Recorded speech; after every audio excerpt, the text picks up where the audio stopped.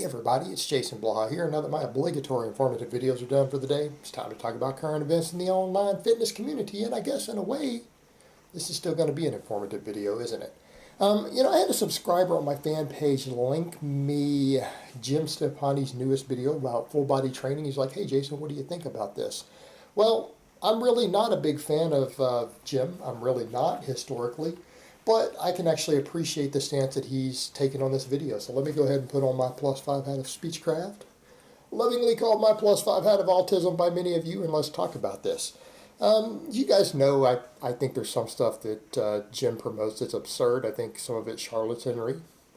The amount of protein he recommends that people need then while supplementing protein. And look guys, I'm not against ultra high protein diets. I don't think you need as much as he does. But I don't have any problem getting 300 grams of protein a day from real food. Right? Not really that hard to do. You just have to eat. But some of that, and then a little bit too much fluff and pump and too many split routines. But then ironically, some of the stuff I'm being critical of in him, he went against in this video. And he did talk about evidence, and I'm not saying the studies that he cited are the be-all, end-all, because there's not. There's problems with some of those studies. I'm familiar with those, particularly the Norwegian frequency study that he cited. It wasn't peer-reviewed, by the way, so that's a bit of a problem. But the idea is pretty good here, and he pointed out that, look, there's data suggesting that among rugby players, so those are serious athletes, anyone who's ever watched a rugby game, I lived in the UK for 4 years, I've seen rugby games. That's a pretty serious sport. Like it's a serious sport, guys. And you got to be strong, you got to be fast, and you got to be tough to play that. And I mean even at just the local level. Like not even, you don't even have to go pro. Like you watch just the towns playing against the local teams in other towns, like in the UK where the sport's big, where it originated. It's a serious sport. But they noted that they lost more body fat once they put them on full body training.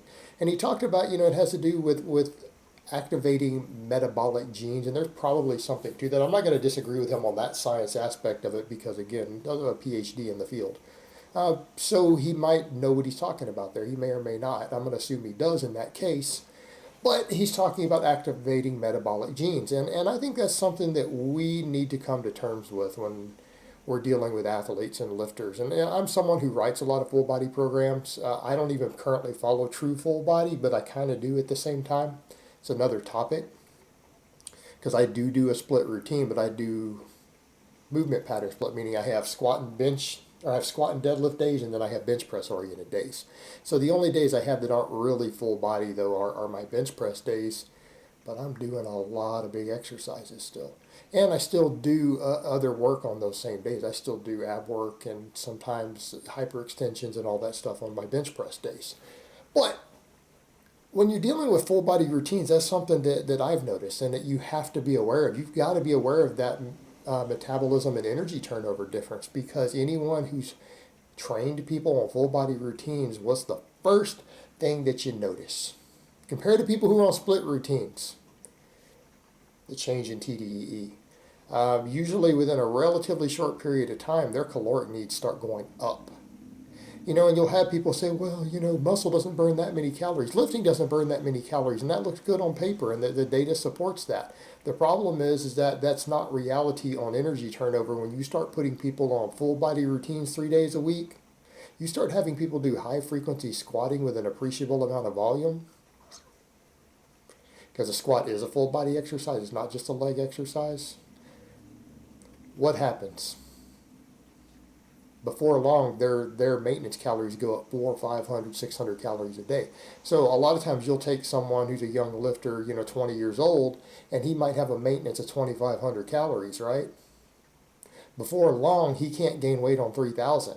And I'm talking usually within 7-8 weeks. What you start finding is that for that guy to start gaining half a pound a week, sometimes you have to take that guy who just a little bit ago had a 2,500 calorie maintenance.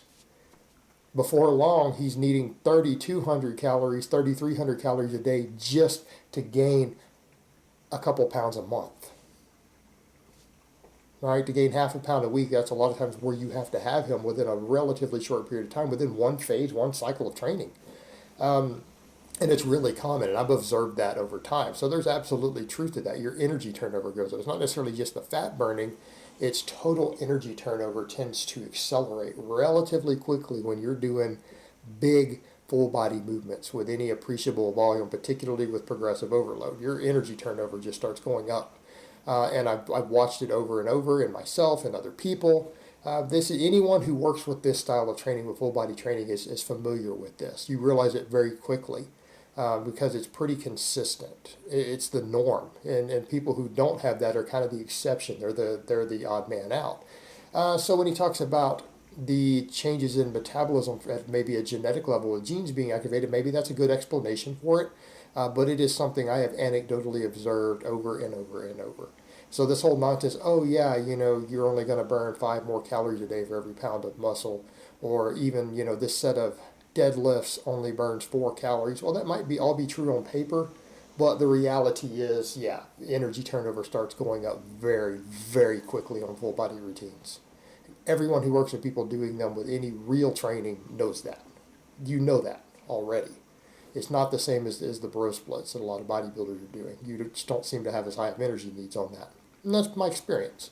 So he's probably right there, and I'm going to agree with him on that.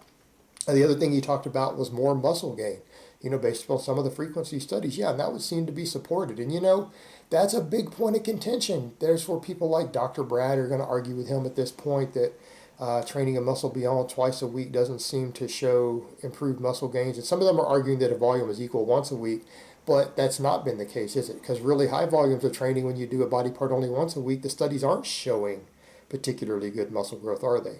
Right? Look at that German volume study that was done on the women. They all peaked at 10 sets, right? 10 work sets. Most of us are doing a hell of a lot more than 10 work sets, just on bench press or squats every week. I mean, I know I do. But they peaked at that point, but when you start doing the higher frequency, yeah, it does seem to give you better results from higher weekly volume. And it has to do with, again, it ultimately comes down to muscle protein synthesis, right? Muscle protein synthesis. Muscles only grow for about 2 days after you train them. And if you're not training a muscle more than once a week, at least with enough work to stimulate an adaptive response, you are missing out on potential muscle growth.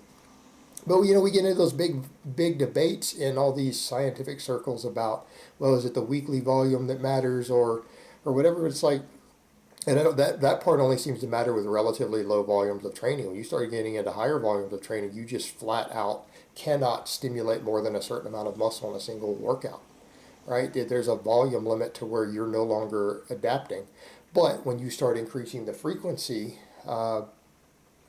again, the better muscle protein synthesis, the improved weekly volumes, it does tend to equate to more growth. And most of the research tends to lean in that direction. And again, anecdotal observations.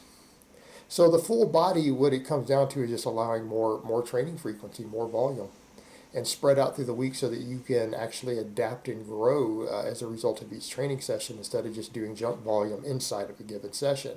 So again, it's easier to achieve using full body types of training for most people. So again, he's right on that. Then it comes over to the strength aspect, and that one's again a big point of debate. Arguably, he may be right. Again, I wouldn't necessarily use purely that Norwegian study, and the reason I would say that is that the extra strength that they gained seemed to be completely a result of the additional muscle growth, right? So you take something like that Norwegian study, yes, they did gain more strength, but they also gained more muscle, and they didn't gain a disproportionate amount, meaning because the program itself that they were running, they seemed to gain more muscle mass that corresponded to more strength, because that is how it works, right? Where do we determine our strength? Where does strength come from? It comes from the total amount of muscle fiber thickness you have available to recruit into an exercise, right? That's the number one factor. Then you have neuromuscular efficiency, leverages, all those things. But muscle size, again, unless something has caused you to gain muscle that doesn't have the same effect, like too much drug abuse can affect it negatively, right? Site enhancement, which is not real muscle growth, which is, again, one reason a lot of bodybuilders have really big arms. It's not just muscle, it's all the crap they're injecting into their biceps. So barring that, muscle growth itself is the largest determining variable in what your maxes are on lifts. It's not the only thing, but it is the most important. It affects it more than the other variables do. Like if you have big muscles and you're still weak, you've done something very, very, very wrong in your training. You should be strong. But you look at a study like that, and ultimately their strength gains did seem to come purely from the additional hypertrophy. So does it improve strength? Sure, but it's not necessarily strength outside of the additional muscle growth that it facilitated. But, I guess the point still stands. So, we'll give that one in favor of Jim also. So all in all, though, I can appreciate the fact that Jim is actually making a video promoting full body training instead of bro splits, because I do like to see that because he has had a long history of promoting bro splits. So again, hopefully this is a good thing. Maybe it'll push stuff in a positive direction given his own outreach. All right, guys, but that's really all I have to say on that today. I hope it's been informative, and I will talk to you guys next time.